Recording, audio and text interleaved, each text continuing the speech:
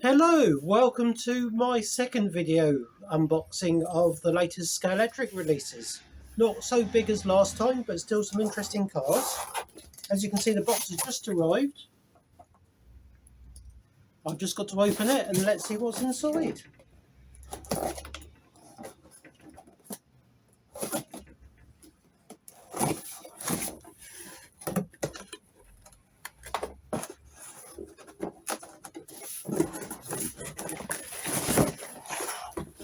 As before, there's probably going to be two of most things. So you might see some just disappearing off to the side. But basically, I think there's 4 different cars in here. And let's see what's coming out first.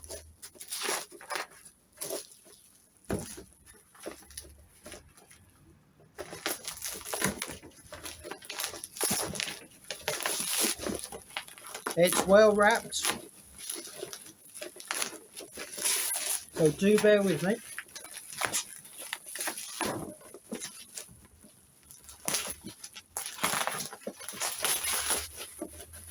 And not only do they wrap each car in bubble wrap, they wrap the whole lots of bubble wrap in bubble wrap.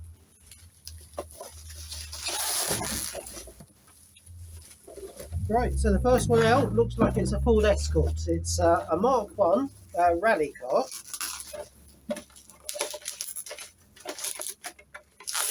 So a lovely white rally car, number 16, Ford Escort Mark 1. Let's see if I can't tell you a little bit about it. So it finished 4th and 5th in the 1971 RAC Rally. It was the Ford Embassy Hill team and achieved rallying success throughout the 1960s and into the 70s. Apparently really adept car, really driftable, and lots of tunable engines for the Escort. And yeah, the Embassy team. So along similar lines, they have already released a Mark II Escort. So this is a Rothmans sponsored Mark II. That came first in the 1979 Acropolis Rally. I think there's some confusion about the wing mirrors, possibly on both of these cars, but especially the Mark II, because there's holes for wing or door mirrors, and apparently they didn't rally with door mirrors. I mean, there's not a lot of points, but I'm guessing there's a little note on the Scalextric website mentioning this because people think they holes indicate that they've fallen out. So that's the Mark 1 Rally Escort that's just come out. It looks like the next one's going to be the matching pair. So, oh no, that's not the matching pair, but we'll come back to that in a second. So next out is a Ford Mustang GT drift car. So there's not a lot I can tell you about this one. It doesn't seem to be based on a real car that I can see, but it's a lovely Castrol paint scheme, slightly different to the other cars, because I think if we open this up, and if we look at the braids on the bottom, this car will drift around the track and will drive backwards when it drifts around. So designed to drift. I should imagine it's not going to be the fastest car to drive around a course, but it'll still be good fun drifting around the corners. This has been released, or the Mustang GT4 has been released in the standard form. So there's that one that has already been released, which was the 2020, driven by Academy Motorsport.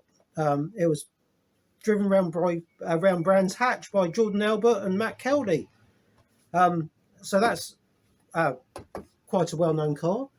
And this is another more generic Ford Mustang. So this is like the original, the pre-66 Mustang. Again, they were raced around America, and I think at the time, I'm not positive about this, but people used to get the Shelby GT, for instance, hire it and take the engine out. So I should imagine lots of these were raced with not original engines. So that's the Mustang. So next, again, not a lot of information about this one. It's a Dodge Charger. I really don't know anything about Dodge Chargers. All I can tell you that this one is bright green. This one isn't a drift car. This is just a standard Scalextric. But a controversial, either lovely or hate it pea green, I guess. But another nice model. And finally, in this little collection, is a Porsche 911. So this is the 1975 Le Mans 24-hour Porsche. Came 6th overall and 2nd in the GT class. So 2nd and 3rd for Porsches. This one was crewed by Nick Bauer and Gene Burley. I'm really not sure how to pronounce the names, but I'm sure you can work out who I mean. And John Cooper also shared the driving. Really lovely paint scheme, white with red stripes. You know, basically the American flag on there. So that's the latest release, and other releases, it says, disappearing, I'm sorry, just put it out of reach. So this is the modern equivalent of the RSR. This is actually a Scalextric release. This is an NSR one, but that's the famous Valiant release. I say famous. The reason I think it's famous is because there's a Tamiya RC car based on that paint scheme that is almost impossible to get. So I think that is a really lovely car. And NSR a totally different driving experience to Scalextric. And on that note, I'll just mention that I'm doing a fastest lap competition during the school summer holiday, so that will start on Monday. And basically, you're welcome to pop in the shop and set a fastest time. You get 10 practice laps-ish, usually a few more, plus 10 timed laps, and your fastest time goes on to a leaderboard. And at the end of the 6 weeks, the leader of the leaderboard will win a slot car of some description. I haven't decided on the prize yet, but I must do that so I can show people when they come in. But you'll be racing these Porsche 911s. So somewhere in between those two Porsches I already showed you. Just come along and have a go at my Scalextric at the Notebook in Midhurst and see if you can set the fastest time. At the end of the video, I'll add a couple of clips of other cars racing around my track. Hope to see you soon. Bye-bye. All my rebels is for kicks now. I've been feeling it since 1966 now. Might have had your